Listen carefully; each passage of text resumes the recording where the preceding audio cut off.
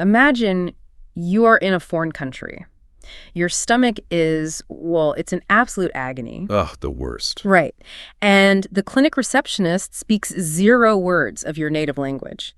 Panic starts to set in. Yeah, naturally. But what if surviving this medical emergency only required like 2 simple mathematical formulas? Welcome to today's deep dive. Today we are looking at beginner-level language materials, specifically an A1 to A2 English curriculum. Exactly. And our mission is to extract the essential tools you'd need to get medical help in an English-speaking country. We're deconstructing how these fundamental language structures work under intense pressure. And since this is for beginners, we want to keep things, very clear and deliberate today. Okay, let's unpack this. Because treating these phrases just like basic vocabulary flashcards, well, it really misses the point. When you are traveling abroad, these grammatical anchors act as a vital conversational safety net. Right, a safety net. Because before any treatment can happen, you have to communicate the problem. And trying to do that in a second language while you are physically suffering, it demands absolute simplicity. It really does. Which brings us to those 2 mathematical formulas. It is basically plug-and-play math. Ooh, I like that way of looking at it. Yeah, so Formula 1 is a constant phrase. You just slowly say, I have a, plus a variable, which is your symptom. So I have a headache, or I have a fever. Or I have a sore throat. Exactly. And then Formula 2 isolates the specific location of the pain. It is my, plus the body part, plus the word hurts, like my stomach hurts or my back hurts. And if your brain completely stalls out from the stress, there is a universal backup. Just say nice and clearly, I don't feel well. But wait, I have to push back a little here. Is this plug-and-play method really enough in a high-stakes situation? How do you mean? Well, if I just walk in and say my stomach hurts, aren't I risking the doctor missing a critical issue, like, say, appendicitis, just because my English is too basic? What's fascinating here is that the simplicity is actually the point. In a medical emergency, the staff doesn't need a nuanced medical history right away. They don't. No, they just need a starting point.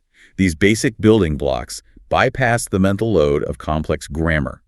They instantly deliver the core data required to begin a physical examination. Oh, I see. So getting that raw data across efficiently, it frees up your mental bandwidth for the logistics of the clinic itself.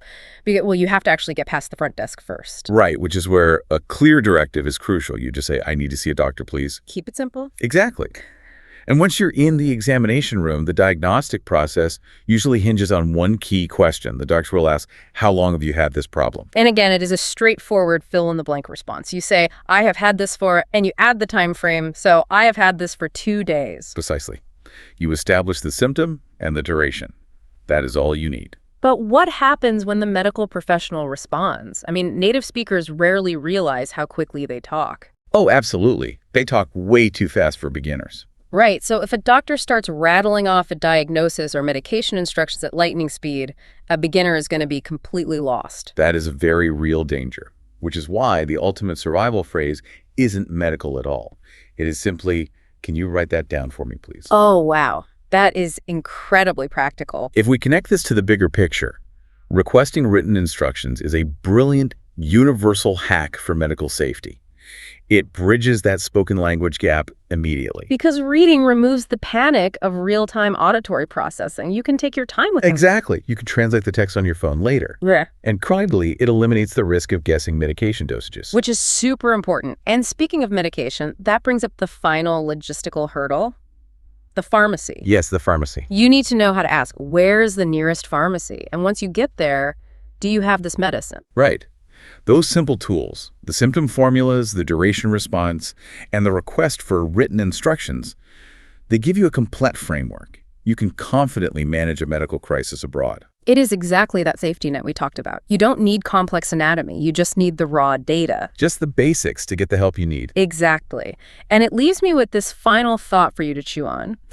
Think about how your own brain processes language under physical stress. It definitely changes. It does. How much simpler does your native language become when you are in severe pain? You rarely use elegant, complex sentences. No, you just point and say, it hurts. Right. So could it be that the raw simplicity of pain actually makes learning these basic English emergency phrases feel far more natural than you'd expect?